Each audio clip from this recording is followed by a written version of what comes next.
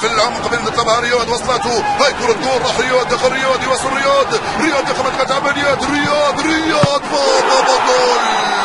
يا سلام عليك يا ايها الساحر رياض، جول الجزائر عند الدقيقة 12. يا سلام، كرة اسلام لرياض، لمسة واحدة، مراوغة واحدة، تسديدة واحدة، حطها في الخط. كم هي سهلة كرة القدم بالنسبة اليك يا ايها الساحر، كم هي سهلة بالنسبة اليك كرة القدم يا رياض. حطها ببراعة باليسرى في القائمة الايمن وجول. التوغل عند الكرة مع شيب، يسرى السحلية يلعبها بينية، حذري من الكرة هذه لصالح منتخب زيمبابوي. وين يا مختار رايح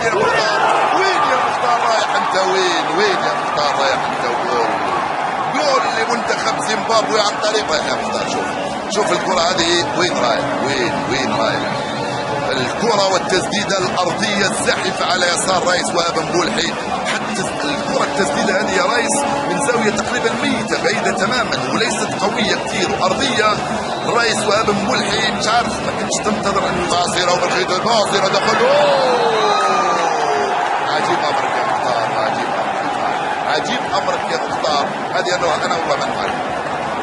بطاقة صفراء وضربة جزاء لمنتخب زيمبابوي. 28 من عمرية المباراة، مركز كثير، لا يريد أن ينتبه أو يشاهد حتى مبولحي. سجل جول ببراعة. مشاكل في حال وأمور خلت الأداء يكون مهلهل مزعزع بهذا الشكل، وخلت الثقة يفقدوها اللاعبين. طبعا هذا ليس كله حرارة ورطوبة. نبقى الكرة ودخل رياض، يواصل رياض، راح رياض وجول. سنعدل ومن ينتقد عليهم بهدف ثالث.